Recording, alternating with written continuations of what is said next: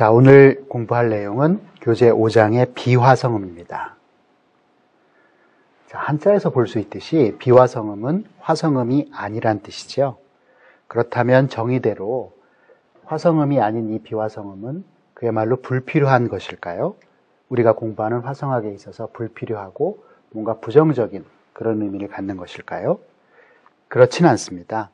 사실상 이 비화성음은 화성음 사이에 사용되어서 음악에 맛과 멋을 더해주는 역할을 합니다. 다시 말씀드려 음악 표면에 불협화를 더해서 긴장감을 만들어주는 것이죠.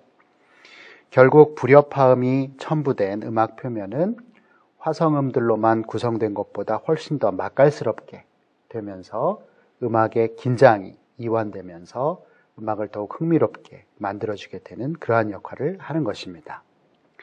자, 그렇다면 비화성음이 어떤 역할을 하는지 실제 음악 예를 통해서 살펴보도록 하죠. 슈베르트의 그대는 나의 안식 먼저 들어보시겠습니다.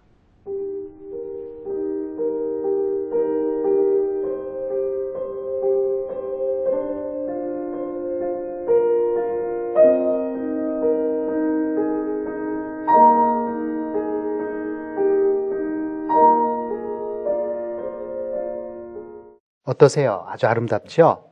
자, 이번엔 실제 악보를 제외하고 아래에 여러분들이 보시는 B번의 악보는 실제 악보를 리듬 축약이라고 하는 방법을 통해서 모든 쓰인 화음들을 이렇게 수직화시켜 놓은 악보입니다. 자, 그것을 보시고요. 자, 이번에는 여기에 비화성음들이 여러 가지가 사용됐는데 비화성음이 완전히 배제된 상황과 한번 비교해 보기 위해서 다음의 악보를 보도록 하죠. 자, B와 C를 한번 비교해 보시겠어요?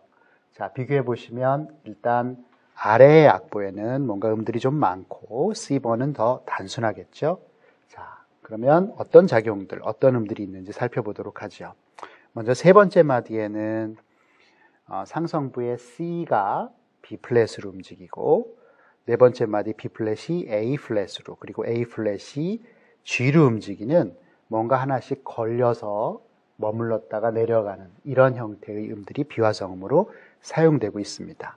또한 여섯 번째 마디에는 뭔가 타원형으로 동그라미 친 이것들도 바로 비화성음이 되겠습니다. 자, 이런 음들 때문에 바로 음악은 훨씬 더 세련되고 입체감이 느껴지게 되는 것이죠. 자, 그러면 이런 비화성음들이 완전히 배제된 상태의 음악은 어떤지 한번 C번을 들어보시죠.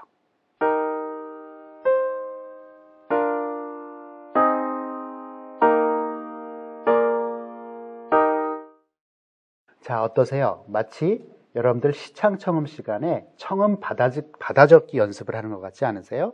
너무너무 음악이 처음 들었었던 것과는 다르게 좀 무미건조하고 재미없는 상태, 너무나도 단순한 형태로 들릴 것입니다.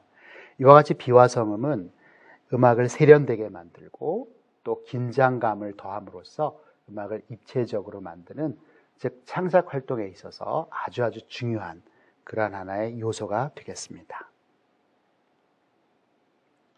자, 그러면 우리가 본격적으로 비화성음에는 어떠한 것들이 있고 그런 것들이 어떻게 사용되는지 좀 알아보도록 하죠.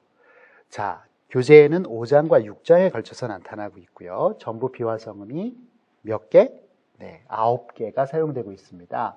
따라서 결국 여러분들은 오늘과 다음 시간을 통해서 이 비화성음 9개를 공부하시게 되고 그 다음에 또 강화 학습을 통해서 이 비화성음들을 외워야 되는, 네, 그리고 그것들을 자유롭게 이름 붙이고 활용할 수 있도록 공부하셔야 되겠습니다. 자, 오늘 우리가 공부할 비화성음은 3개입니다. 자, 그 3개의 이름을 먼저 볼까요? 먼저 경과음, 패싱톤이라고 해서 P라는 약자를 쓰고요.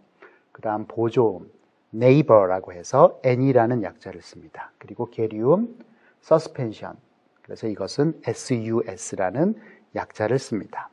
이것은 실제 음악에도 많이 나타나고 또 다른 비화성음들의 하나의 모체가 된다고 볼 수 있기 때문에 우리가 주요 비화성음이라고 이름 붙이고 그것을 오늘 공부하게 되고요. 나머지 비화성음들은 6가지, 이것은 다음 시간에 공부를 하게 됩니다. 자, 그러면 주요 비화성음 3가지를 본격적으로 살펴보도록 하죠. 먼저 첫 번째 경과음, P라는 약자를 쓰게 되는데요. 자, 경과음은 화성음과 화성음 사이를 순차 진행하면서 만들어지는 음입니다. 첫 번째 보시는 예는 낮은 화성음에서 시작해서 상대적으로 높은 음으로 올라가는, 예를 들어서 도에서 미 사이의 도레미와 같은, 이때 레가 바로 비화성음이 되겠고요. 이번에는 화성음에서 화성음으로 순차 진행해서 내려가는 예가 되겠는데, 이런 경우는 바로 미레도와 같은 예가 되겠죠. 자, 실제 음악을 보셔야 좀 더 분명해지겠다고요. 자, 그럼 보시죠. 자, 먼저 첫 번째 예는 1도 화음이 되어 있는 예고요. 이때 1도 화음인 도미솔에 속하지 않는 파가 바로 비화성음이 되겠고요. 이것이 어떤 역할을 하느냐? 미와 솔 사이의 3도 공간을 순차 진행하면서 채워주고 있는 것이죠. 따라서 이것이 바로 패싱톤, 경과음의 예가 되겠습니다. 그러면 경과음은 3도 공간에만 쓰이느냐?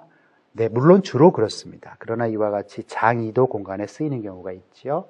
솔에서 라로 가는 2도 공간 사이에 반음계적으로 솔샵이 들어감으로 해서 경과음이 사용된 예를 보실 수가 있겠습니다. 그리고 또 4도 공간에도 나타나네요. 자, 솔, 라시, 도라는 공간 안에 솔과 도가 화성음이고 이 사이를 채워주는 라와 시가 연속적으로 사용된 경과음에 해당하겠습니다. 자, 이번엔 보조음으로 넘어가겠습니다. 자, 보조음은 우리가 그림을 보시면 훨씬 더 쉬울 것 같아요. 일단 보조음에 별명이 있어요. 그게 바로 뭐냐면 이웃음이라고 하는 건데, 이웃으로 갔다가 다시 자기 음으로 돌아오는 경우를 뜻하죠. 여러분, 이웃은 어떻게 해야 됩니까? 잠시 놀러 갔다가 돌아와야 되죠. 거기에 그냥 가서 살면 그건 이웃에게 큰 피해를 주는 것이죠. 자, 이웃음의 예를 볼까요? 이웃으로 갔다가 돌아오죠. 또 밑으로 내려갔다 또 돌아오기도 합니다. 따라서 이 보조음은 위로 올라갔다가 자기로 돌아오느냐, 아니면 밑으로 내려갔다가 자기로 돌아오느냐에 따라서 상행 보조음 upper neighbor의 un, 그리고 하행 보조음 lower neighbor의 ln, 이렇게 약자로 표시를 해줍니다. 책에 따라서는 그냥 n이라고 쓰기도 하지만 우리는 이 책에서 un과 ln을 위냐 아래냐를 구분해서 쓰기로 하겠습니다. 자, 그러면 실제 음악 예를 통해서 보조음을 좀 더 살펴보도록 하죠. 모차르트의 피아노 소나타 먼저 들어보실까요?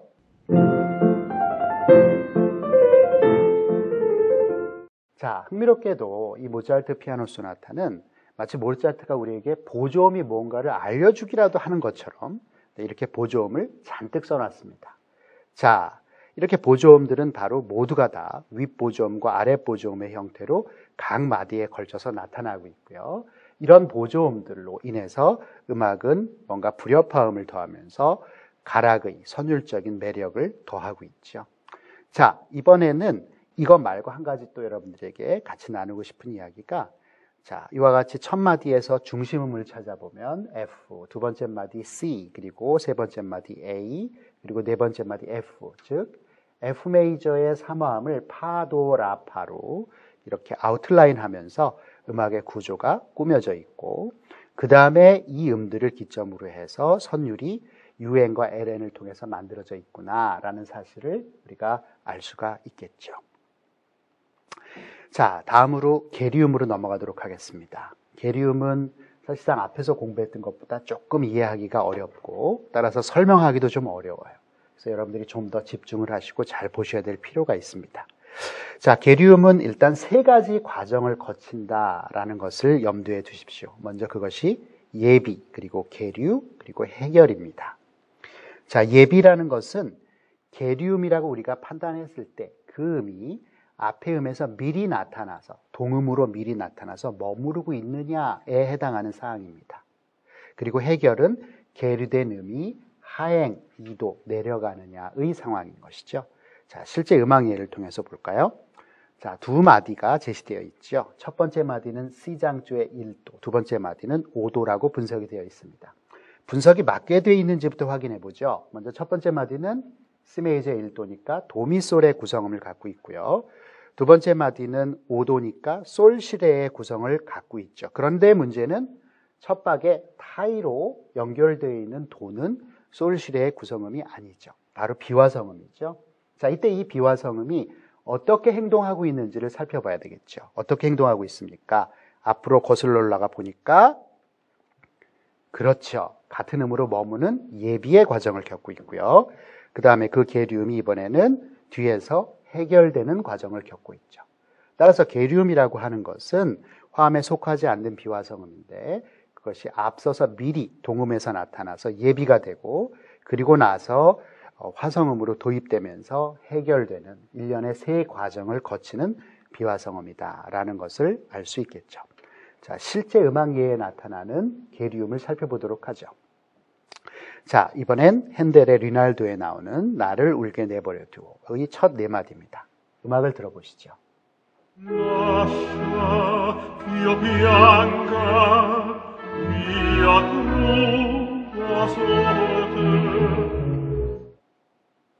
자, 어떠세요? 너무 아름다운 곡이죠? 자, 그러면 우리 계류음에 대해서 다시 한번 살펴보죠. 계류음이 사용된 것은 바로 세 번째 마디입니다.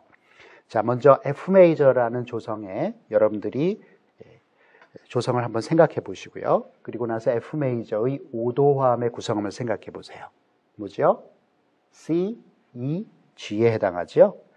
자, 그러면 세 번째 마디에 있는 음들은 C, E, G에 해당하지요. 그러나 문제는 피아노 성부에 E가 아닌 F라는 음이 사용되고 있는 걸 볼 수 있죠. 자, 이것이 바로 뭐다? 5도 화음의 구성음에 속하지 않는 비화성음이다. 그럼 F에 분홍색으로 표시가 되어 있죠. 그럼 이 F가 어떤 식으로 행동하고 있는지를 살펴보세요. 그 F의 앞에 있는 음을 보면 두 번째 마디에 2도 7의 구성음으로서의 F로서 F가 먼저 나타나고 있죠. 그리고 그 F가 그 다음 마디에 넘어가면서 그대로 머물고 있죠. 이 과정을 뭐라고 하죠? 예비. 그리고 세 번째 마디 첫 박, 분홍색에서 나타나는 F처럼 그대로 불협화를 만드는 상태, 계류. 그리고 나서 두 번째 박자에 E로 내려가면서 해결.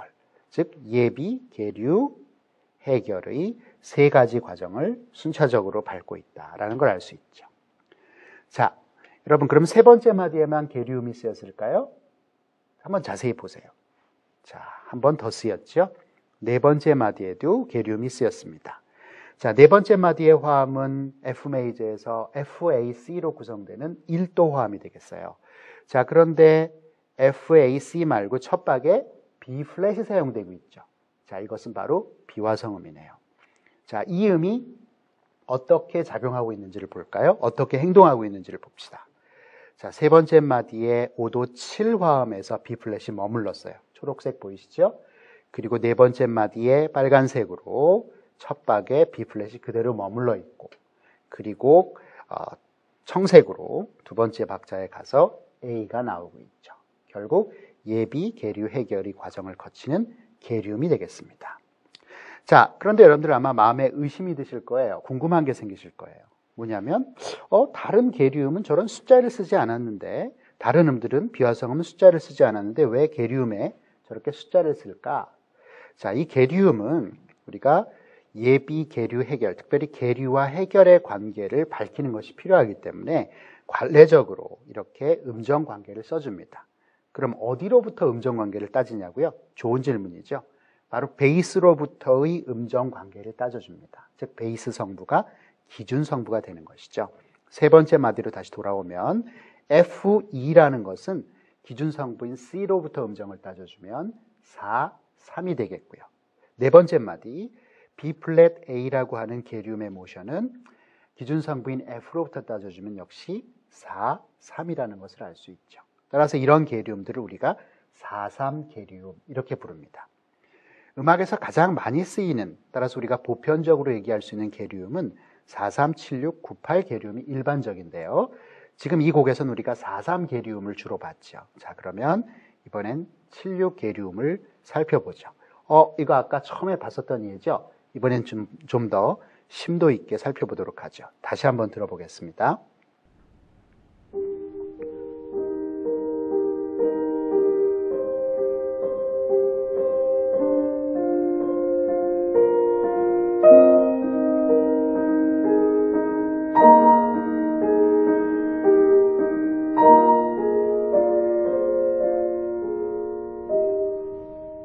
자, 다시 들어도 아름답죠? 자, 살펴보죠. 세 번째 마디에 계륨이 사용됐습니다. 자, 어떻게 계륨이 사용됐냐고요? 자, 먼저 우리는 분석을 5도의 6으로 분석을 했습니다. 물론 E 플랫 메이저에서죠. 구성음은 C 플랫, 레, 파. 첫 박에 사용된 C는 C 플랫, 레, 파에 들어가지 않죠. 비화성음이죠. 빨갛게 동그라미 쳤습니다. 자, 이 음이 어떻게 행동하냐고요? 앞에서 머물렀죠. 그리고 세 번째 마디 첫 박에 불협화를 이루었고, 그리고 뒤에 가서 B 플랫으로 해결하고 있죠. 예비 계류 해결의 과정을 거치는 서스펜션, 계류음이죠. 음정 관계는 어떻게 되죠? 네, 바로 베이스인 D로부터 도, 레, 도, 7, 그리고 B 플랫, 6 계류음이 되겠습니다. 자, 이 곡이 유난히 아름다운 이유는 이런 계류음이 연속적으로 사용되기 때문인데, 네 번째 마디에 4도의 6, 4도의 구성음은 뭐죠? A 플랫, C, E 플랫. 따라서 B 플랫이라고 하는 빨간색으로 동그라미 친 음은 비화성음에 해당하죠. 어떻게 행동하냐고요? B 플랫의 앞에를 보세요. 그대로 B 플랫으로 연결되고 있죠.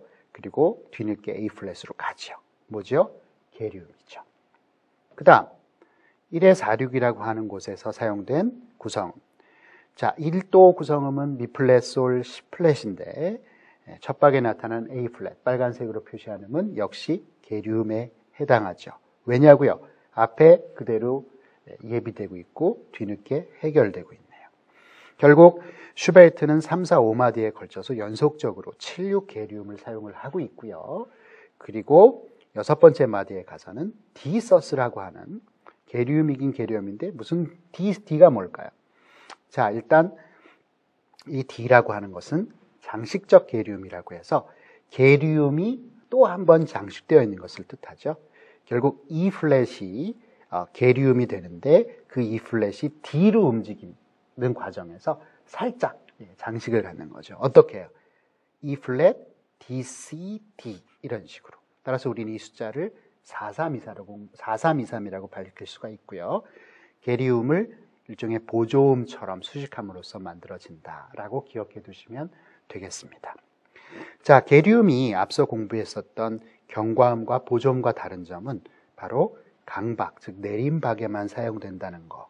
이 점 또한 여러분들이 알아두시면 너무너무 유용한 정보가 되겠습니다. 자, 그렇다면 이번에는 실제 음악 예, 분석 실습에 나오는 음악 예를 가지고 우리가 지금 공부했던 사항들을 적용해 보도록 하죠. 자, 먼저 음악을 한번 들어볼까요?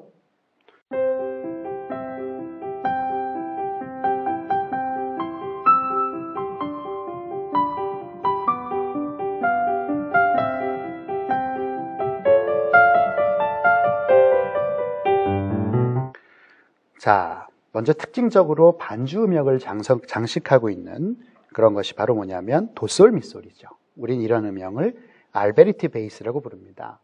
알베르티 베이스는 이태리 작곡가 알베르티라는 사람의 이름을 따서 붙인 하나의 명칭이고요. 이후에 하이든이나 모차르트나 베토벤에 이르기까지 고전파 시대의 작곡가들이 건반악기 음악에 즐겨 차용해서 써서 마치 그들의 전유물인 것처럼 생각되는 아주 고전시대를 상징한다 할 수 있는 중요한 음역이 되겠습니다. 자, 그런데 여기에서 우리가 주목해야 될 것은 도솔 미솔이 모두가 다 베이스 성부가 아니라는 거예요. 베이스 성부는 오직 첫 박에 나타나는 도만 해당한다는 것이죠. 자, 그러한 것을 염두에 두고 봤었을 때 우리는 화음을 다음과 같이 분석을 해볼 수가 있겠습니다. 즉, 첫 박에 나타나는 도, 네 번째 마디에 레, 그리고 다섯 번째 마디에 C, 그리고 여섯 번째 마디에 도로 가는 1도, 5에 3, 4, 5에 5, 6, 1도로 가는 진행이라고 볼 수 있고요. 조금 더 멀리 떨어져서 듣게 되면 1도 화음이 여섯 번째 마디까지 지속되는 가운데 레시라고 하는 마치 우리가 지금 공부하고 있는 비화성음과 같은 역할이 나타나면서 으뜸 화음인 1도를 그대로 연장해 준다라고 분석을 할 수가 있겠죠. 그러면 처음부터 여섯 번째 마디는 1도가 연장되고 있고 그 다음 일곱 번째 마디에서는 2도의 6 중계화음이라고 하는 2도의 6, 5도를 예비해 주고 있죠. 그리고 5도가 여덟 번째 마디에 나오면서 반종지를 형성하고 있습니다. 자, 그렇다면 비화성음은 어디에 사용되었을까요? 바로 네 번째 마디입니다. 자, 소프라노 오른손 성부에 보면 도시라고 하는 음영이 나타나는데 5도의 3사라고 하는 솔시 레파에 도는 속하지 않죠. 자, 그러면 이것은 바로 뭘까요? 비화성음이겠죠. 어떻게 행동하는지 볼까요? 앞에 도가 미리 나타나서 머물고 있고요. 그 다음에 뒤늦게 시로 내려가고 있죠. 뭐죠? 예비계류 해결? 바로 계류음이죠. 자, 따라서 베이스로부터 음정을 따져준다. 베이스는 뭐죠? 레. 따라서 레에서 도까지 7도, 레에서 시까지 6도. 따라서 이 계류음은 7, 6 계류음이 되겠습니다. 자, 그럼 다른 곳에서는 비화성음이 없을까요? 자, 리듬의 가속화가 이루어지는 7번째, 8번째 마디를 한번 볼까요? 일단 스크린에서 볼 수 있듯이 C#이라고 하는 음이 뭔가 비화성음으로 동그라미 쳐져 있네요. 그런데 APP라고 쓰여져 있어요. 공부하지 않은 음이죠. 자, 그럼 이건 어떻게 움직이고 있는지를 볼까요? 아니, 그보다도 먼저 레파라라고 하는 2도 화음에 속하느냐 속하지 않느냐를 생각해 봐야겠죠. 그것을 판단을 해야 이것이 비화성음인지 아닌지를 알 수 있으니까요. 레파라에 속합니까? 속하지 않습니까? 속하지 않지요. 따라서 비화성음이죠. 자, 어떻게 행동하고 있죠? 미에서 도시압으로 도약하고 있고요. 도시압에서 레로 순차 진행하고 있죠. 결국 도약한 다음 순차 진행한다라는 방식으로 불협화를 이루어내고 있는 그런 것을 바로 뭐라고 하냐면 전타음이라고 하고 APP라고 약자로 씁니다. 아직 공부하지 않았죠? 다음 시간에 공부합니다. 네, 그런데 미리 나왔죠. 네, 좋은 그런 책은 항상 그 다음 시간에 공부할 것을 미리 조금씩 보여주는데 그 장점이 있다라고 할 수가 있겠죠. 자, 그 다음 다른 비화성음들을 볼까요? 네, 여러분들이 쉽게 이름 붙일 수 있는 비화성음들입니다.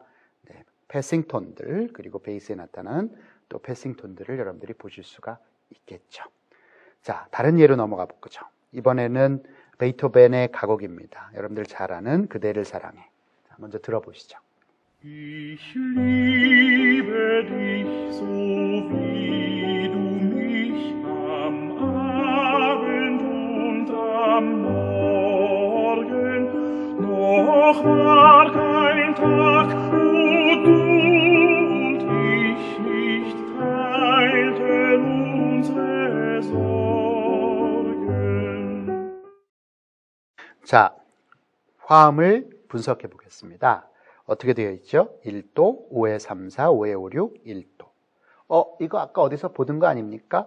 바로 앞에서 봤었던 쿠나우의 예에서 C장조에서 도, 레, 시, 도 했었던 것이 이번엔 G 메이저로 구현되어 있네요. 그것도 똑같이 1도, 5에 3, 4, 5에 5, 6, 1도로요. 자, 우리가 분석을 하는 이유 중에 하나는 바로 이와 같이 상당히 다른 음악들, 다른 작곡가의 다른 음악이라 할지라도 화성의 어떤 그런 형태들은 저와 같이 굉장히 공통점을 띠고 있는 경우가 상당히 많아요. 그래서 그런 것들을 실제 음악을 통해서 밝혀보고 찾아내려는데 우리가 공부하는 분석의 목적이 있죠. 자, 어찌됐든 처음부터 5번째 마디까지는 1도가 연장된다라고 할 수가 있고요. 6번째 마디에 4도, 중계화음이라고 할 수 있죠. 중계화음은 정의가 뭐죠? 1도와 5도 앞에 사이에 쓰여서 5도 앞에 쓰이는 4도나 2도 같은 그런 화음들을 우리가 중계화음이라고 하죠. 따라서 7번째 마디에는 1의 4, 6과 5도가 5도의 역할을 함으로써 중계화음 5도의 연결을 보이고 있고요. 그 다음 마지막 8번째 마디에 1도가 옴으로써 정격 종지 PAC를 형성하고 있습니다. 이때 사용된 1의 4, 6의 역할은 종지적 4, 6이라고 할 수가 있겠죠. 자, 기본적으로 이와 같이 화음 분석을 해놓고 나서 이제는 비화성음을 볼 차례죠. 자, 어떤 비화성음들이 사용되고 있나요?